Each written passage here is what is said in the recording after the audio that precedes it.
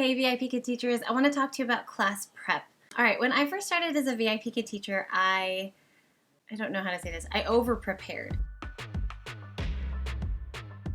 All right, so let's talk prep. When I first became a VIPKid teacher and I finally opened up slots, I prepped for my classes the same way I prepped for the mock lessons, right? So that whole interview process is a thing, as you know. So if you're a VIPKid teacher, you know there's quite a few, hoops to jump through, right? Because VIPKid wants to make sure that the teachers they hire meet the standards that they have and will teach in the style that they promote. What I did when I first got booked was I prepped for classes in that same way. So I read through every slide, I made notes on them, just like extensive notes, and felt really, really nervous when I was going to teach. The cool thing is the more you do it, the more you get used to the platform and the more you see that interacting with real students, real children that are not interviewing you, there's just that burden that's like, oh, it all melts away. Unfortunately, that didn't take away the nerves and the desire to like over prepare for my classes. Part of this is because we don't have access to the full curriculum beforehand, so it's not like you get a chance to like, oh, I'm level 1 certified, let me look through all of level 1 to kind of get the hang of it and see what these lessons are like. You can only access the lessons that your students book you for. So prepping for classes is kind of a thing. But what I actually did was I went to a workshop. In case you didn't know, VIPKid teachers, there are workshops that are offered to you for free on all different types of topics. And one of them is prepping for classes and organization. Super helpful workshop, highly recommend. Another thing I did as a new teacher was I searched on YouTube. I looked here to see how do other people successfully prepare for classes. And I found VIPKid teacher Tina Garcia. She has an amazing video too. If you haven't watched it already, you should definitely check it out. She goes like step by step through how she preps for classes. And so I kind of modified what I learned in the workshop and from her video to do what I do. And so I thought I might share and maybe it would help some of you. Let me just give you a little peek into this box where I keep all of my index cards. As you can see, I have all these different color cards here. The majority of them are pink. And that's because I color-coded my index cards to match the level of whichever lesson I was prepping for. Okay, let me stop for a second and tell you about this hack. I think it works with every major course lesson and a lot of the supplementals. Not all of them. Hold on to your hats. This is a good one. Okay, so for this hack, you have to be in the VIPKid teacher portal on your web browser. Whenever you go into the materials for your lessons, you can browse through the slides, which obviously I'm not going to do. It's copyrighted material. But if you are brand new to that level, let's say you just got hired or you just got a certification, you can actually access the lessons prior to this and after this. So you can see here this one is level 2, unit 5, lesson 2. But let's say I want to know what they learned in lesson 1. If you look up here in the URL and scroll over past student ID to where it says lesson ID, there's a number here. If you simply enter the number before, so you can see it ends in 81, if I make that 80, it will actually load lesson 1 of that same unit. So if I want to scaffold for a student, if I want to build on things that they learned in lesson 1, I can go back and quickly review what the lesson objectives were. I can go back and look at the lesson notes other teachers have shared. And then you can do the same thing if perhaps they're a more advanced student and you want to front load them for the lesson afterwards. So I can just enter 8.2 and then I can look here at lesson number 3. Hopefully this is something that helps you prepare. Don't use this and start trying to look through all of the curriculum. You're going to spend way more time prepping than you need to. Just do this one lesson at a time. But please don't spend all your time trying to like access all of the lessons. It can be a rabbit hole and then you're spending a lot of unpaid time doing something that may or may not help you in the long run. All right, so here's what I did that was really successful. Let me just show you an example of a lesson that I taught a lot. Actually, let me find one that I wrote neatly. On the front of my note card, I wrote out the entire lesson ID. Right underneath that, I wrote the title of the lesson. Then I gave myself a little code here. If you're going to do this with all white index cards, you can circle the level number and then have a little code. So this is level 1, Unit 6, that's Kenya, and then Lesson 1. On the back, I actually just copied from the class tips that have like the lesson objectives, sentence patterns, vocabulary, and then as you get to higher level, grammar, phonics, whatever things that are actually given to you as these are the objectives, you need to hit all of these things when you teach, I would write those out by hand. Now, I didn't actually really reference this during class. I really only looked at the front of it, and I'll explain more about what's on there. But writing it out helped me understand, like, this is what we want the student to learn in these 25 minutes. So the act of writing it out helped me to remember what it was about. Now, on the front, there are two things that I wrote out that were super helpful to me when I taught the class again. On one side, I wrote down which props I was going to use because I didn't always use the same props for every lesson. And then on the other side, I wrote out the lesson format. And for me, in level 1, that meant figuring out what slide number is the wrap-up slide. You know, where you kind of review everything and it's like X, Y, and then, you know, ball, or whatever. Like whatever your letters and vocabulary words were, usually those would show up all together on one more slide. You do a little chant, and then you're about, to me, like 2 minutes away from the end of class. So I would try to hit that slide at minute 23. And so I'd say what slide number it is. So on slide 27, you have wrap up. And then right after that is the slide with like audio and each of the different phrases that the student would say. And so I titled that extra with all caps.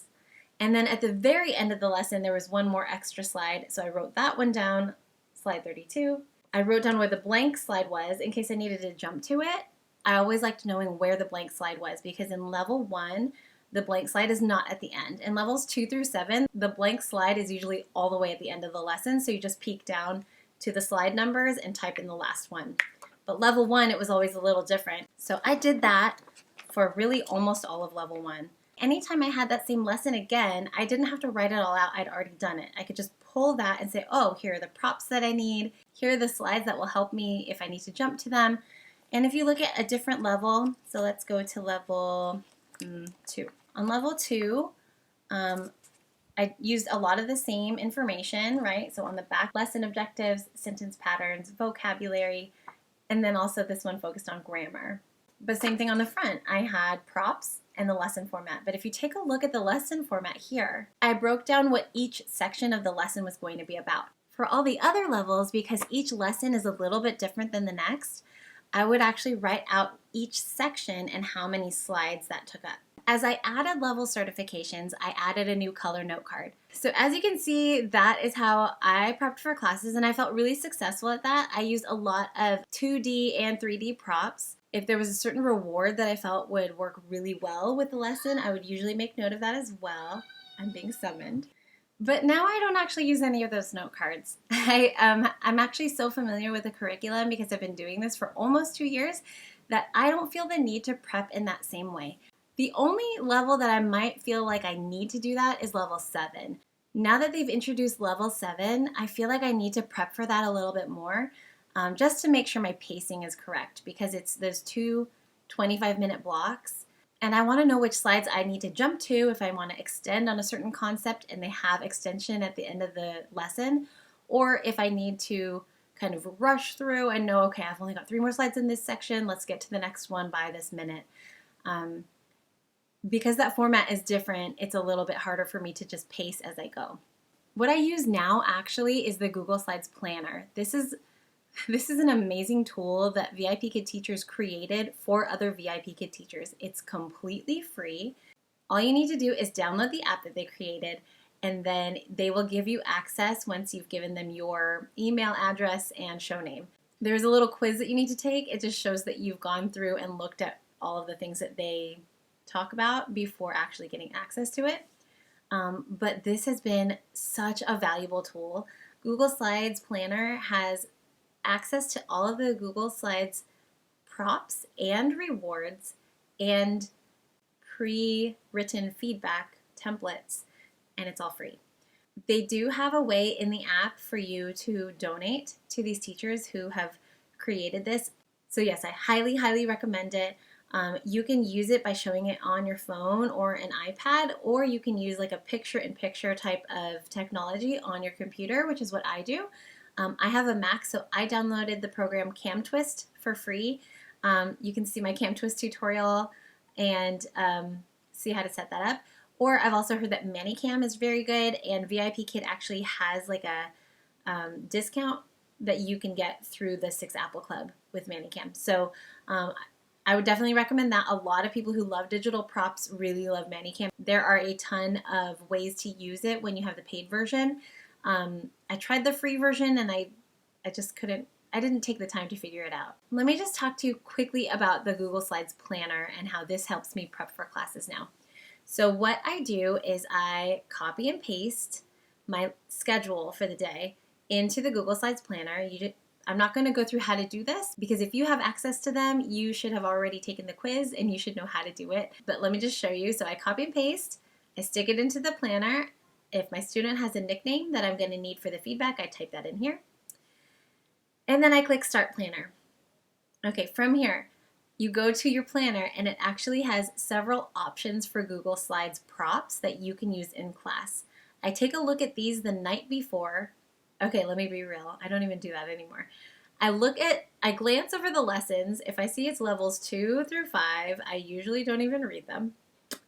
But if it's 6 or 7, because I'm less familiar with those, then I take the time to open it and look through the lesson, slide by slide. Thankfully now VIPKid has that little note underneath if there are slides that are new to you or if that lesson is completely new to you. Usually no matter what level it is, if it has that little note, I will look back over the lesson. Why do I wait until the night before? Well, a lot of times students can book another class between when they first booked you, 2 weeks out, right, during the frenzy or priority booking, and when you actually teach that class. So prepping for a class any further away is actually not beneficial to me. I remember having done that, and then it was a totally different lesson when I actually taught it the next day, and that still happens.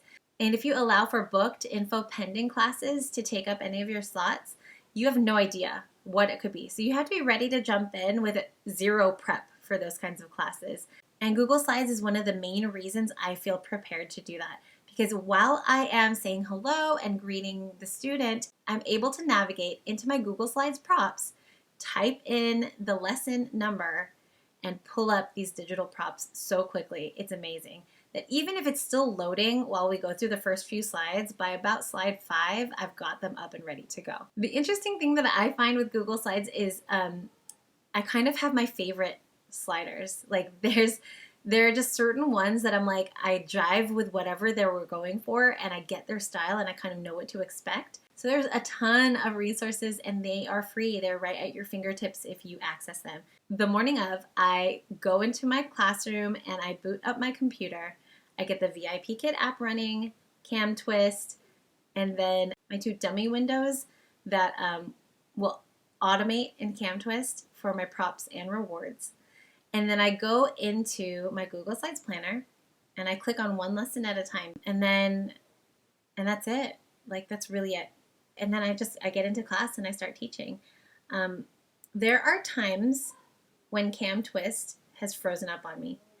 And so I panic for a millisecond and then I remember I could pull it up on my phone if I want to.